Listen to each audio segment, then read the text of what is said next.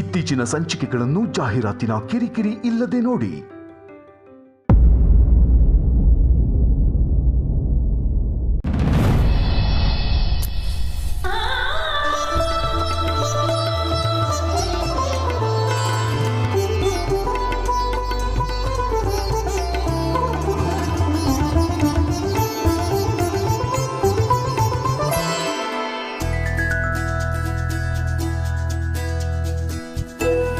ಮೊದಲು ಮುತ್ತೈದೆ ಆಶೀರ್ವಾದ ತಗೋ. ತುಳಸಿ, ನಿನ್ನ ಚುರುಕು ಸೊಸೆ ಶುದ್ಧ ಮನಸ್ಸಿದ್ರೆ ಸಾಕು ಅಂತ ಹೇಳಲಿಲ್ವಾ? ಯೋಚನೆ ಮಾಡಬೇಡ, ಆಶೀರ್ವಾದ ಮಾಡು. ಹೇಳಿ, ನೀವು ಅನ್ಕೊಂಡಿದ್ದೆಲ್ಲ ಆಗಲಿ. ಯಾವಾಗಲೂ ಹೀಗೆ ಖುಷಿ ಖುಷಿಯಾಗಿರಿ. ಪುಟ್ಟ, ನಿಮ್ಮ ತಂದೆ ಆಶೀರ್ವಾದ ತಗೋ. 100 ಕಾಲ ಸುಖವಾಗಿರಿ.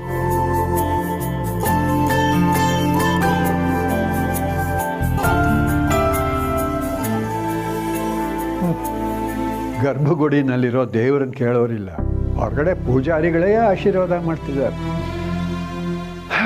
ಕಲಿಗಾಲ ಕಲಿಗಾಲ. ಎಲ್ಲರೂ ಒಂದು ನಿಮಿಷ ಕೂತ್ಕೊಳ್ಳಿ, ಕಾಫಿ ಮಾಡ್ಕೊಂಬರ್ತೀನಿ. ಒಂದು ನಿಮಿಷ, ಇವರಿಗೆ ನಮ್ಮೆಲ್ಲರ ಆಶೀರ್ವಾದ ಸಿಕ್ತು, ಮನೆ ಹಿರಿಯರ ಆಶೀರ್ವಾದನೂ ಸಿಕ್ಕಿದ್ರೆ ಸಮಾಧಾನ ಆಗ್ತಿತ್ತು. ನೆಗೆದು ಬಿತ್ತು. ಈ ಜನ್ಮದಲ್ಲಿ ಅದು ಸಿಗೋದಿಲ್ಲ.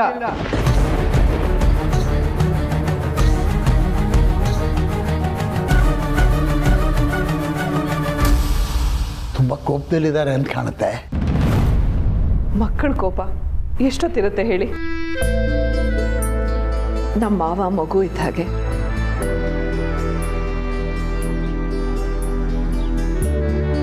ಅವ್ರು ಹೇಗೆ ಅಂತ ನನಗೆ ಪಾಪುಗೆ ಗೊತ್ತು, ಆದರೆ ಸಿರಿ ಗೊತ್ತಿಲ್ಲ. ಅದಕ್ಕೆ ಹೇಳ್ತಾ ಇದ್ದೀನಿ, ಅವ್ರು ನಮ್ಮ ಮೇಲೆ ಎಷ್ಟೇ ಕೂಗಾಡ್ಬೋದು, ಕೋಪ ಮಾಡ್ಕೋಬೋದು, ಆದರೆ ಹಿಂದೆ ಇರೋದು ನಮ್ಮೇಲಿರೋ ಕಾಳಜಿ ಅಷ್ಟೆ. ನಮ್ಮ ಯಜಮಾನ್ರು ತೀರ್ಕೊಂಡಾಗ ಸಂಧ್ಯಾ ಕೈಗೂಸು, ಪಾಪುಗೆ 3 ವರ್ಷ. ಮುಂದೆ ಏನು ಅಂತ ಗೊತ್ತಿಲ್ಲದೆ ಅಳ್ತಾ ಕೂತಿದ್ದೆ.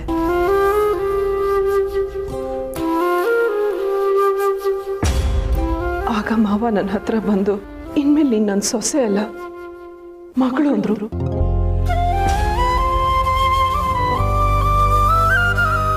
ನಿಮ್ಮೆಲ್ಲರ ಜವಾಬ್ದಾರಿ ನಂದೇ ಅಂದ್ರು.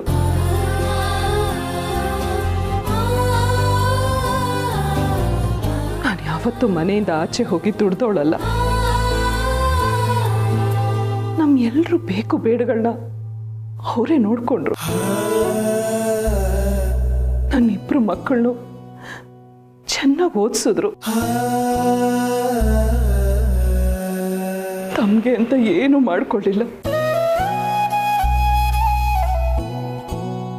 ನಮ್ಗೆ ಅಂತ ಎಲ್ಲ ಉಳಿಸಿದ್ರು. ಈ ಮನೆನೂ ಕಟ್ಟಿಸ್ಕೊಟ್ರು.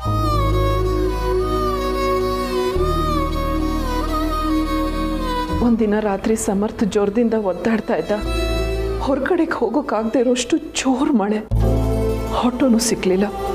ಆಗ ಮಾವ ಒಂದು ಕೈಲಿ ಛತ್ರಿ, ಒಂದು ಕೈಲಿ ಸಮರ್ಥನ ಎತ್ಕೊಂಡು ಕ್ಲಿನಿಕ್ವರೆಗೂ 4 ಕಿಲೋಮೀಟರ್ ನಡ್ಕೊಂಡು ಹೋದ್ರು.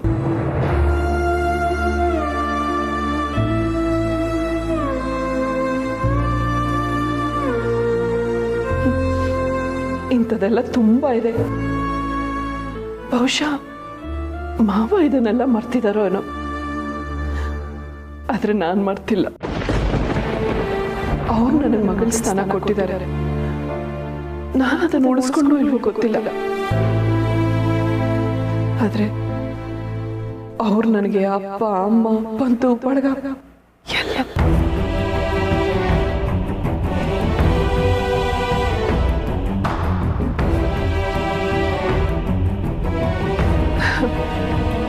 ಎಲ್ರೂ ಅನ್ಕೊಂಡಿದ್ದಾರೆ ಮಾವನ್ ಕಂಡ್ರೆ ನನಗೆ ಭಯ ಅಂತ.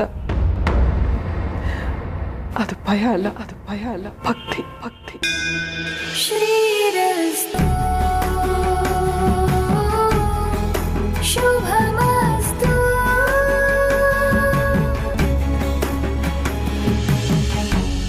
ಇದನ್ನೆಲ್ಲ ನಿಮ್ಗಳಿಗೆ ಯಾಕೆ ಹೇಳ್ತಾ ಇದ್ದೀನಿ ಗೊತ್ತಾ? ನಿಮ್ಗಳದು ಬಿಸಿ ರಕ್ತ.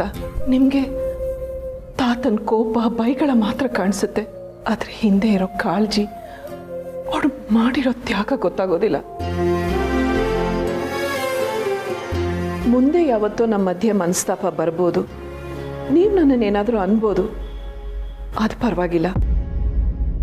ಆದರೆ ಮಾವನ್ ಮಾತ್ರ ಏನು ಅನ್ಬೇಡಿ. ಅವ್ರ ದೇವ್ರಂಥ ಮನುಷ್ಯ. ನೀವು ಇಷ್ಟು ದಿನ ನಿಮ್ಮ ಮಾವನವರನ್ನು ಎಷ್ಟು ಪ್ರೀತಿಯಿಂದ ಗೌರವದಿಂದ ನೋಡಿಕೊಂಡ್ರೋ ಅಷ್ಟೇ ಪ್ರೀತಿ ಗೌರವದಿಂದ ನನ್ನ ಮಗಳು ನೋಡ್ಕೋತಾಳೆ. ಆ ಗ್ಯಾರಂಟಿ ನಾನು ಕೊಡ್ತೀನಿ.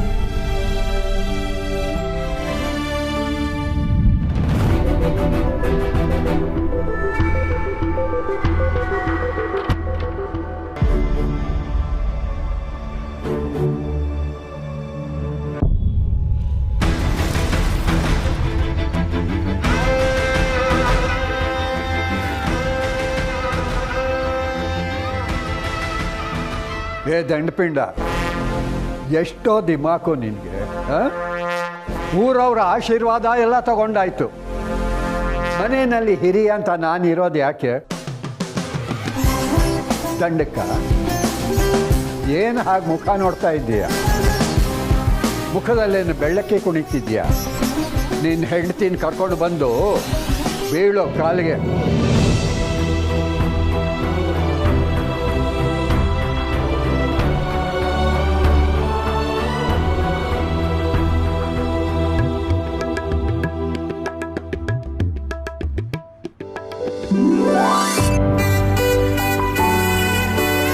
ಮಕ್ಕಳು ಮರಿ ಜೊತೆಯಲ್ಲಿ 100 ಕಾಲ ಸುಖವಾಗಿ ಬಾಳಿ.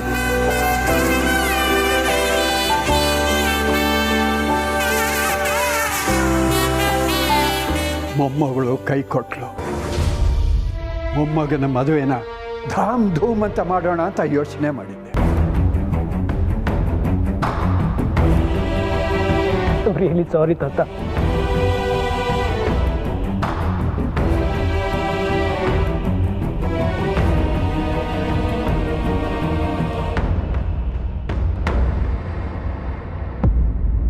ಮನೆ ಒಳಗೆ ಬಿಟ್ಕೊಂಡಿದ್ದೀನಿ ಅಂತಂದು ಮಾತ್ರಕ್ಕೆ ನಿಮ್ಮನ್ನು ಕ್ಷಮಿಸ್ಬಿಟ್ಟಿದ್ದೀನಿ ಅಂತ ಅಲ್ಲ.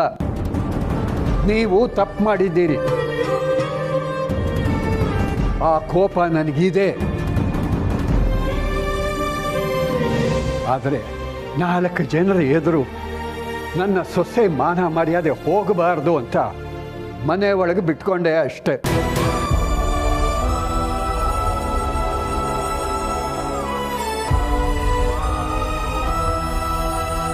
ತಗೊಳ್ಳಿ.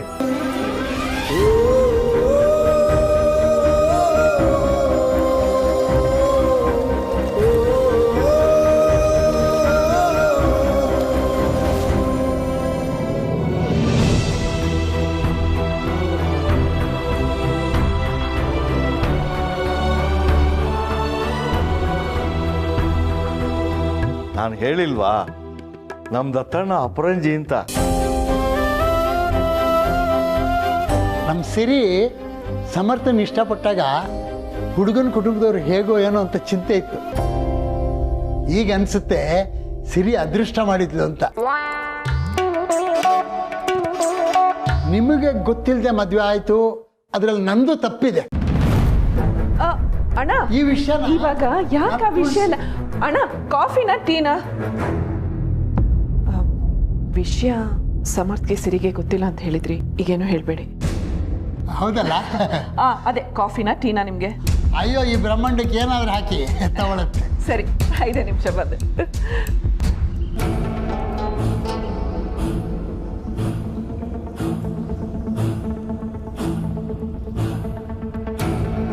ರೀ, ಈಗ್ಲಾದ್ರೂ ಗೊತ್ತಾಯ್ತೇನ್ರಿ? ಸೊಸೆ ಸೊಸೆ ಅಂತ ತಲೆ ಮೇಲೆ ಹೊತ್ಕೊಂಡ್ರಿ. ಈಗ ನಿಮ್ ಸೊಸೆ ಏನ್ ಮಾಡಿದ್ಲು? ಬಂದಿದ್ದಂತೂ ಬರೀ ಗೈಯಲ್ಲಿ.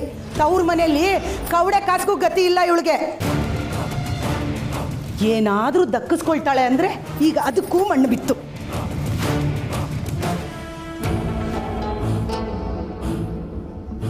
ಇವಳೆ ಸ್ವಲ್ಪ ಸಮಾಧಾನ ಮಾಡ್ಕೊಳ್ಳೆ. ಅಲ್ಲ, ಇದನ್ನೆಲ್ಲ ಅವಳು ಏನು ಬೇಕು ಅಂತ ಮಾಡಿದ್ಲೇನೆ?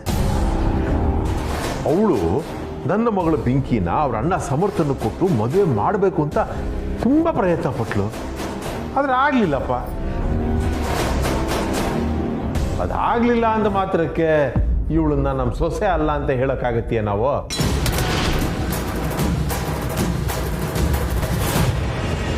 ಹೌದಪ್ಪ, ಇದ್ರಲ್ಲಿ ಸಂಧಿಂದ ಏನೂ ತಪ್ಪಿಲ್ಲ.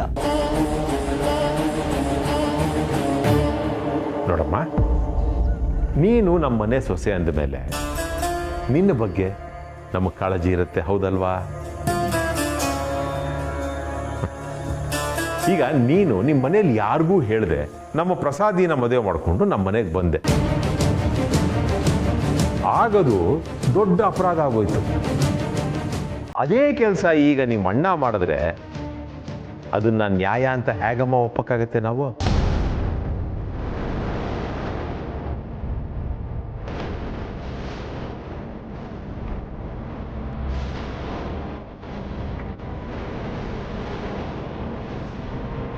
ನೋಡಮ್ಮ,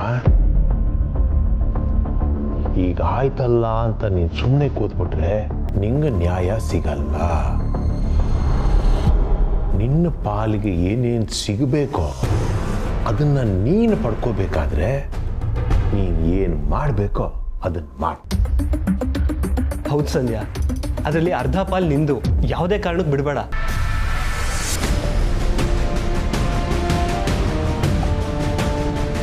ಬಿಡೋ ಪ್ರಶ್ನೆನೇ ಇಲ್ಲ.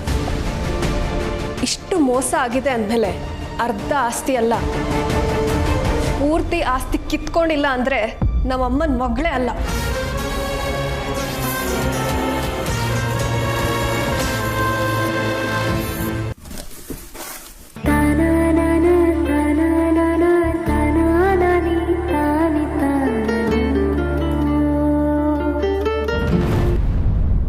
So hot outside.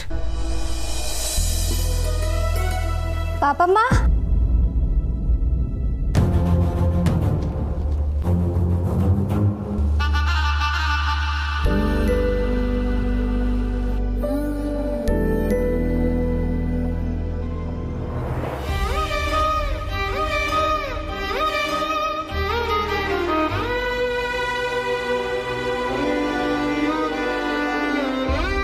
ಪಾಪಮ್ಮ ಯಾಕೆ ಅಳ್ತಿದ್ದೀರಾ? ಏನಾಯ್ತು? ಥೇಟ್ ಯಜಮಾನಮ್ಮನ ಹಂಗೆ ಕಾಣ್ತಿದ್ದೀರಿ. ಒಂದು ಕ್ಷಣ ಅವರೇ ಇಲ್ಲಿಗೆ ಬಂದ್ಬಿಟ್ರು ಅಂತ ಅಂದ್ಕೊಂಡೆ.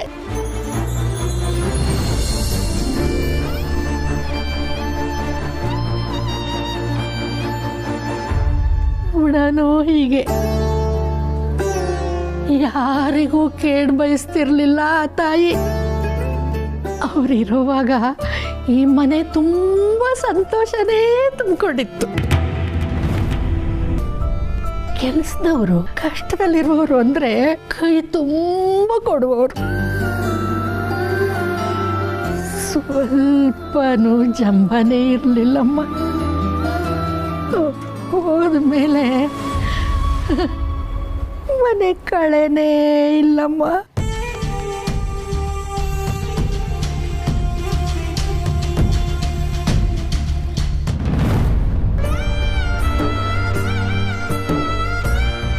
ನಮ್ಮ ಪೂರ್ಣಿ ಬಂದ ಮೇಲೆ ಮತ್ತೆ ಆ ಕಳೆ ಬಂತು.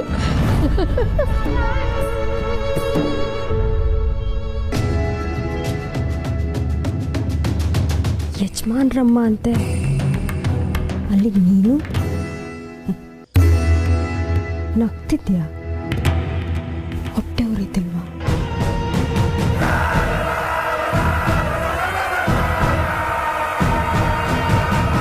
ಈ ಮಾಮ್ ನಗ್ತಿದ್ದಾಳೆ ಅಂದರೆ ಏನೋ ಸ್ಟ್ರಾಟಜಿ ಮಾಡ್ತಿದ್ದಾಳೆ ಅಂತಾನೆ ಅರ್ಥ.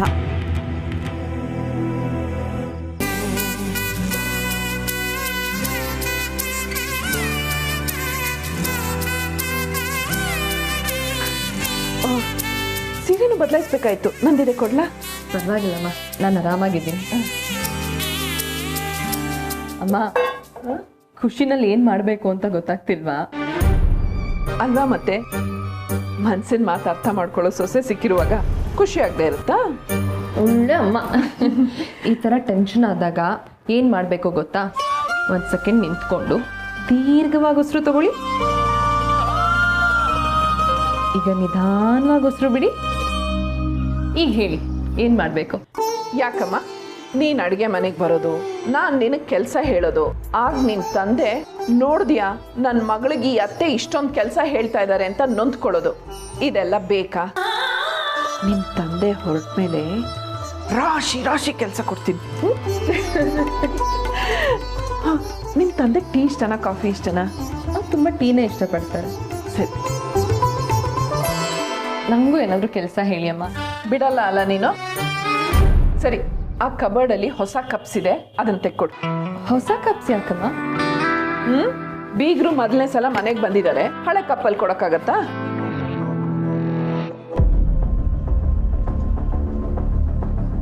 ಅಮ್ಮ ಈ ಬುಕ್ಕು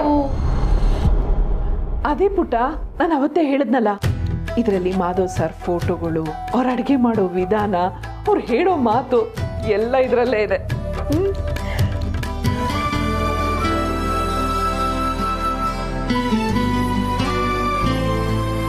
ಅಪ್ಪ ಎಷ್ಟು ಪೇಷನ್ಸ್ ಅಮ್ಮ ನಿಮಗೆ, ಎಲ್ಲಾನು ಕಲೆಕ್ಟ್ ಮಾಡಿ ಇಟ್ಟಿದ್ದೀರಾ. ಅಯ್ಯೋ ಮರ್ತೇ ಬಿಟ್ಟಿದ್ದೆ, ಮಾಧವ್ ಸರ್ನು ಮದ್ವೆಗೆ ಕರೆದಿದ್ದೆ. ಖಂಡಿತವಾಗ್ಲೂ ಬರ್ತೀನಿ ಅಂತ ಹೇಳಿದ್ರು. ನಿಮಗೆ ಸರ್ಪ್ರೈಸ್ ಕೊಡೋಣ ಅಂತ ಅನ್ಕೊಂಡೆ, ಆದರೆ ಯಾಕೋ ಬರಲೇ. ಮಾಧವ್ ಸರ್ನ ಮದುವೆ ಕರೆದಿದ್ಯಾ? ಬಂದಿದ್ರೆ ಚೆನ್ನಾಗಿರ್ತಿತ್ತು. ಏನೋ ಅರ್ಜೆಂಟ್ ಕೆಲಸ ಇದ್ದಿರ್ಬೇಕು, ಇಲ್ದಿದ್ರೆ ಬಂದಿರೋರಲ್ವಾ? ಹೌದಮ್ಮ, ಇಲ್ಲಾಂದ್ರೆ ಮಿಸ್ ಮಾಡ್ತಿರ್ಲಿಲ್ಲ. ಏನ್ ಗೊತ್ತಾ ಪುಟ್ಟ, ನೀನು ಪಾಪು ಇಷ್ಟಪಡ್ತಾ ಇರೋ ವಿಷಯನ ಮಾವನ್ಗೆ ಹೇಳಕ್ಕಾಗದೆ ಒತ್ತಾಡ್ತಾ ಇದ್ದೆ. ಆಗ್ಲೂ ಅಷ್ಟೇ, ಮಾಧವ್ ಸರ್ ಪ್ರೋಗ್ರಾಮ್ ನೋಡಿದ್ಮೇಲೆ ನಂಗೆ ಧೈರ್ಯ ಬಂದಿದ್ದು. ನೀನ್ ನಂಬಲ್ಲ, ಎಂತ ದೊಡ್ಡ ಸಮಸ್ಯೆನೇ ಇರ್ಲಿ ಒಂದು ಕ್ಷಣದಲ್ಲಿ ಅದಕ್ಕೆ ಪರಿಹಾರ ಕೊಟ್ಬಿಡ್ತಾರೆ.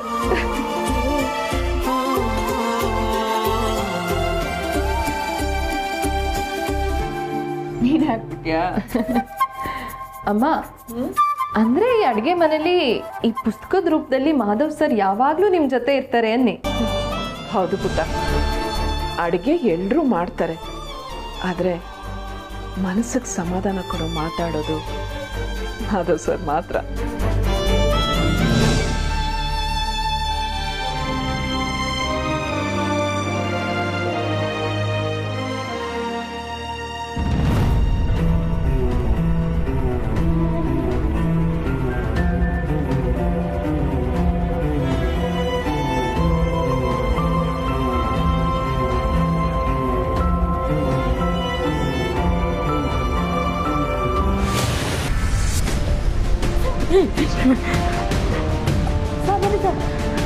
ಅಯ್ಯೋ ಸರ್,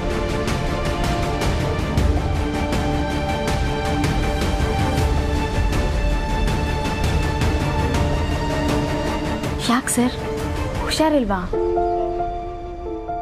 ರಾತ್ರಿ ಸರಿಗೆ ನಿದ್ದೆ ಮಾಡಿಲ್ಲ, ಬೆಳಿಗ್ಗೆ ಶೂಟಿಂಗ್ ಅಂತ ಹೋದ್ನಲ್ಲ, ಸ್ವಲ್ಪ ಸುಸ್ತಷ್ಟೇ. ಸರಿ, ಬೆಳಗ್ಗೆ ತಿಂಡಿ ತಿಂದ್ರಾ?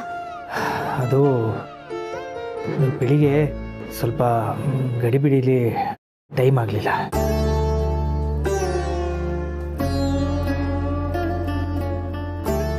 ಏನು ಸರ್ ನೀವು ನಮಗೆಲ್ಲ ಊಟ ತಿಂಡಿ ಕರೆಕ್ಟ್ ಟೈಮಿಗೆ ಮಾಡಬೇಕು ಅಂತೀರಾ, ಈಗ ತಿಂಡಿ ತಿನ್ನೋಕ್ಕೆ ನಿಮಗೆ ಟೈಮ್ ಇಲ್ಲ ಅಂತೀರಾ.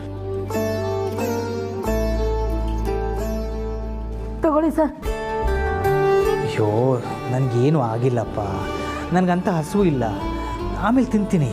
ಆಮೇಲೆ ಇನ್ನೊಂದ್ಸರಿ ತಿನ್ನು ಅಂತ್ರಿ ಸರ್. ಈಗ ತಗೊಳ್ಳಿ ಸರ್. ತಿನ್ನಿ ಸರ್, ಪ್ಲೀಸ್ ಸರ್.